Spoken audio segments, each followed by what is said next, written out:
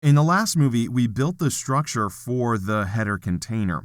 And if we take a look at it, we have two distinctive elements. I'm just going to come back over to the PSD file for a moment. We have the logo, which is over here on the left, and we have the menu, which is over here on the right, which is actually pretty similar to the top section of the page where we have this navigation system over here on the left, and then we have the social icons over here on the right. If we come back and take a look at our HTML structure, you'll notice we're essentially missing something. We're going to have to float this content to the left and to the right, which means we ultimately need to clear the float. If we come back up and take a look at the top section, that code there, you'll notice that we are floating this content to the left, this navigation system, and then the icons to the right.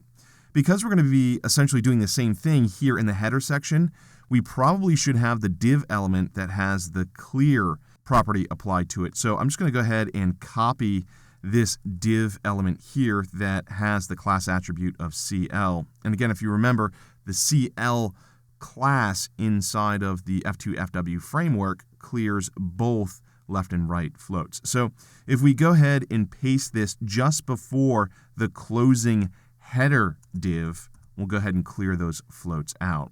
So the HTML structure is in place. What I'd like to do in this movie is just review the ID selectors for logo and menu. Now, we want to review them inside of the framework, and we'll take a look at how they're going to be applied in greater detail in the next movie.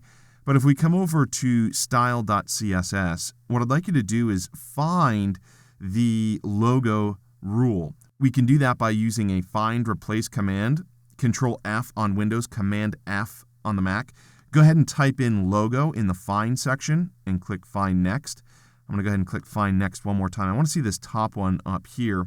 I'm going to close out of the find and replace dialog box, and I'm just going to break up the code a little bit so it's easier to read. That's the only reason to actually break the code up, is to make it a little bit more legible. But here we can see what the logo ID is doing. Of course, here we're referencing the H3 element as well, so we're getting pretty specific here, but ultimately we will when we address these different styles. But let's go ahead and take a look at what's available so you know when we go in and make reference to these rules, what these rules are doing. So here we have the first one, which is logo H3. We're just establishing a size for the heading 3 element. If you're going to be using text, we have a font size and a line height and a margin of 0. And then you'll notice we're getting a little bit more specific where we're using an include class and an anchor element. Of course, here what we'll be doing is referencing a logo.png file which lives within the images directory. Now, we don't have this image yet. We'll be making it in just a moment. But if you ultimately have an image that's named something differently, or if you're not using the PNG extension and you're using the JPEG extension, this is where you can make those changes. You'll also notice that we're using the no repeat, and we're also setting the position for the image.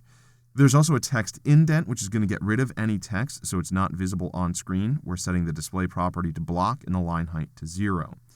Additionally, if we come back and open up the Find and Replace dialog box, Control F or Command F on the Mac, go ahead and click Find Next again, you'll notice it's grouped with a couple other classes where we're setting the float property to left. So again, this framework is designed to make it a lot easier for you to get this content in position a little bit quicker and easier than what it would be if you had to write everything out by hand. So if we take a look at the different menu ID selectors as well, I'll go ahead and break this code up again so it's a little bit more legible.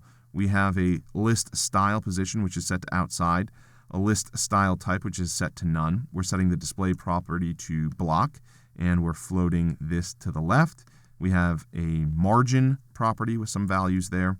And you'll also notice that there's another specific rule that, again, gets into the last of type selector. If we just go ahead and take a look at this quickly, we're setting the margin right to 0. So a couple of resets here. And finally, if you were to do another find and replace, you would see that there is a menu ID. So let's go ahead and do that. I'll type in menu here, click Find Next. It brings us down here where we're grouping this with FR, which obviously is going to float this to the right. So there's a lot of properties already established with these IDs that we're working with inside of the HTML document. We're making reference to logo and menu, and we'll see how those come into play in the next movie.